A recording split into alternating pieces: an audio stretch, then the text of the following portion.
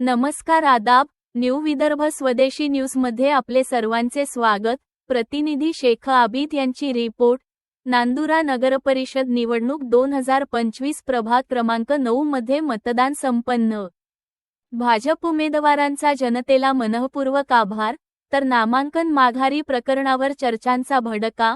नांदुरा शहरात नगरपरिषद निवडणूक 2025 चे मतदान शांततेत पार पडले असून आता सर्वांचे डोळे निकालाकडे लागले आहेत। प्रभाग क्रमांक 9 मध्ये मतदानानंतर राजकीय वातावरण अधिकच तापले आहे। भाजप उमेदवारांचा जनतेला आभार। प्रभाग क्रमांक 9 मधील भारतीय जनता पार्टीचे उमेदवार श्री अनिल कैलास जांगडे व श्रीमती मेघा राहुल गोठी यांनी जनतेसमोर कृतज्ञता व्यक्त करताना सांगितले की प्रभाग क्रमांक 9 मधील सर्व जाती धर्मांच्या मतदारांनी कोणतीही राजकीय भेदभाव न करता आम्हाला मतदान केलं। ही आमच्यावरची मोठी जबाबदारी असून आम्ही मनःपूर्वक आभार मानतो।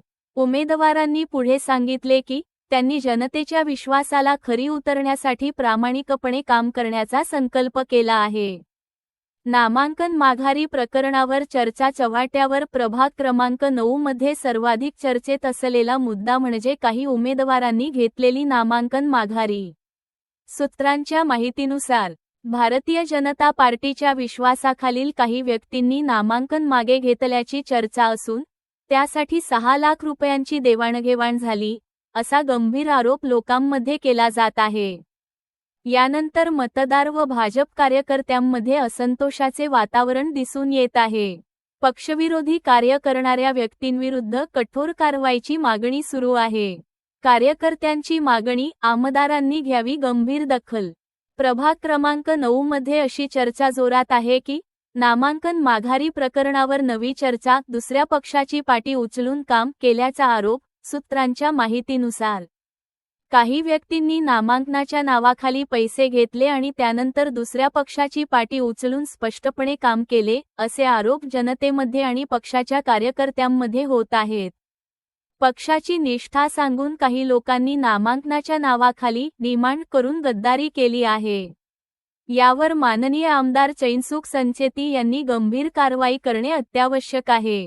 मतदारांच्या मते अशा प्रकारचे खोटे आश्वासन, पैशांची मागणी आणि पक्षाच्या विचारधारेची बदनामी करणाऱ्यांवर कठोर पावले उचलली गेली पाहिजेत, जेणेकरून भविष्यात अशा प्रकारे कोणाचीही फसवणूक होऊ नये। निकालाची प्रतीक्षा आणि शहरात वाढलेली उत्सुकता। मतदान पूर्ण झाल्यानंतर आता नांदुरा शहरात फक्त एकच चर्चा, प्रभाग क्रमांक 9 मध्ये जनता कोणावर विश्वास ठेवणार? निकाल लागेपर्यंत राजकीय घडामोडींवर सर्वांचे लक्ष केंद्रित आहे।